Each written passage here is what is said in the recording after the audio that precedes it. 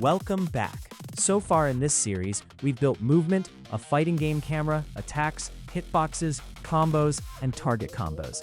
But there's still one thing every fighting game absolutely needs: special moves. In this episode, we'll teach our game how to recognize classic fighting game motions like quarter circles, dragon punches, and double quarter circles. Then we'll use those motions to unleash 4 iconic special attacks: a Hadouken, a Shoryuken, a Tatsumaki Senpukyaku, and a full meter super art. Let's build our fighter's moveset. We'll begin by updating our config module. Add a new setting called Motion Input Window. This controls how much time the player has to complete a motion. Around half a second usually feels responsive while still rewarding deliberate inputs. Now, let's create the motion reader. Inside the client folder, add a module script called Motion Input. If you've played Street Fighter before, you're already familiar with fighting game numpad notation. Imagine the number pad on your keyboard. 6 means forward, 4 means back, 2 means down, 3 means down forward. A quarter circle forward is simply 2, 3, 6. Luckily, our locomotion system from episode 1 already updates the player's current direction every frame.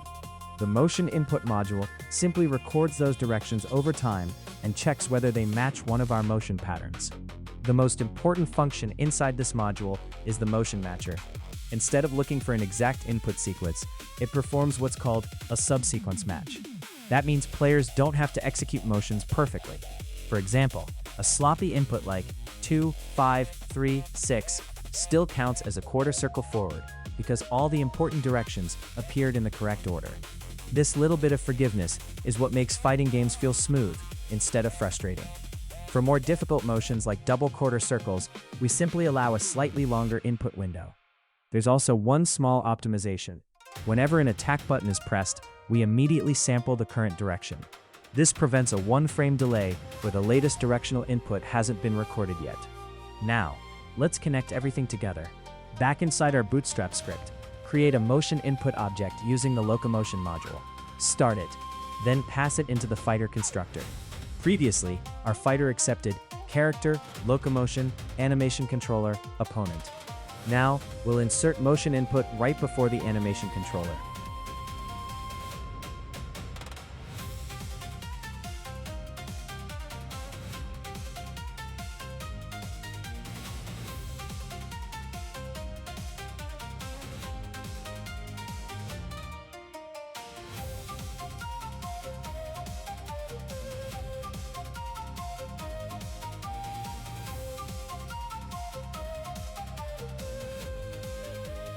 Inside the fighter constructor, store the new motion input reference.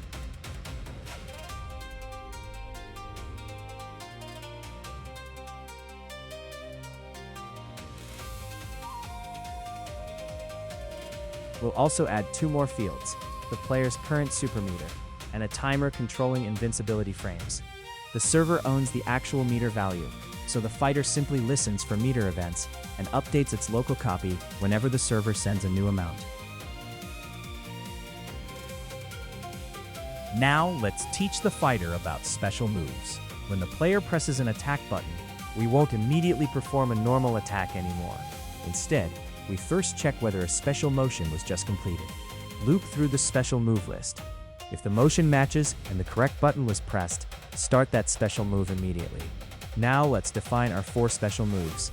Inside move list, add Hadouken, Shoryuken, Tatsumaki, and super art. Each one is still just another move definition. They simply introduce a few new properties. Projectile tells the fighter to spawn a projectile. Rising launches the character upward. Advance moves the character forward. Invuln grants temporary invincibility. Meter cost spends super meter. And server range lets long-range attacks validate correctly on the server. Hadouken launches a projectile and knocks the opponent down. Shoryuken is an invincible rising uppercut with multiple hits. Tatsumaki drives the player forward while spinning through the opponent. And the super art consumes a full meter for a huge cinematic attack. Now, let's upgrade the fighter's execute function. If a move contains a projectile field, spawn a projectile instead of using the normal hitbox. If the move has rising, use the rise launch function we already created back in episode 1. If it has advance, move the player forward during the attack. If it grants invulnerability, record when those invincibility frames expire.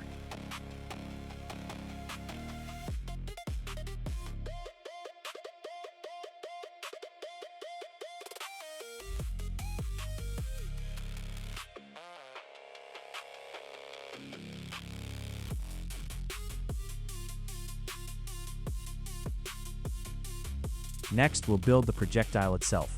Create a simple invisible root part. Attach a glowing sphere for visualization. We'll replace this placeholder with proper visual effects later in the series. The projectile moves forward along the fighting plane. It checks for collisions with the dummy. If it connects, it reports the hit through exactly the same client-to-server flow we've already been using. Then, it destroys itself. We also give it a timeout, so missed fireballs don't stay alive forever. Now, let's add super meter. Back inside config, define meter gained per hit, maximum meter, and meter costs. The super art already references its own meter cost. Now we just need the server to manage it. Inside the server, create a new remote event called meter event. Each player starts with 0 meter. Whenever a successful hit lands, the server awards meter. If the move spends meter, the server subtracts the appropriate amount.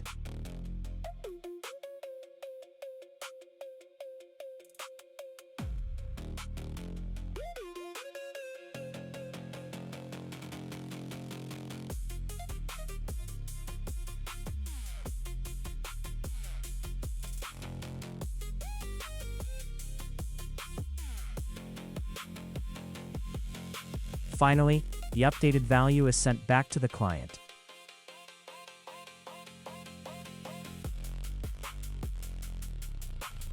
Okay, let's play a quick test. There is an error.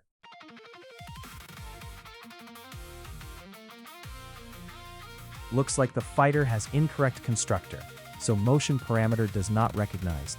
The issue was in SF Combat Client, inside build char function. I pasted the fighter initialized code, but forgot to move it to correct position and remove the old one.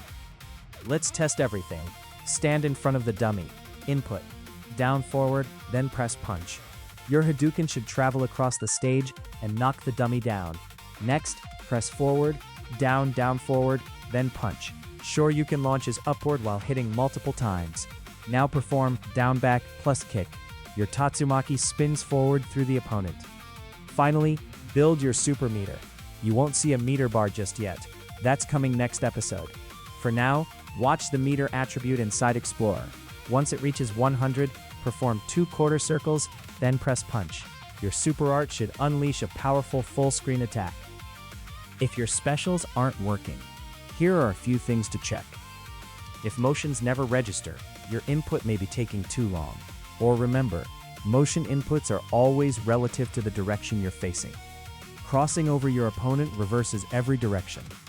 If super arts never activate, verify your meter event is synchronizing correctly. If Hadouken passes through the dummy, double-check the projectile size and plane Z alignment. And if normal attacks keep coming out instead of specials, your motion probably wasn't completed inside the allowed input window. And that's our complete special move system. We built motion input recognition, quarter circles, dragon punches, fireballs, invincible reversals, spinning kicks, and full meter super arts. In the next episode, we'll build a professional fighting game HUD with health bars, super meter, and a live combo counter.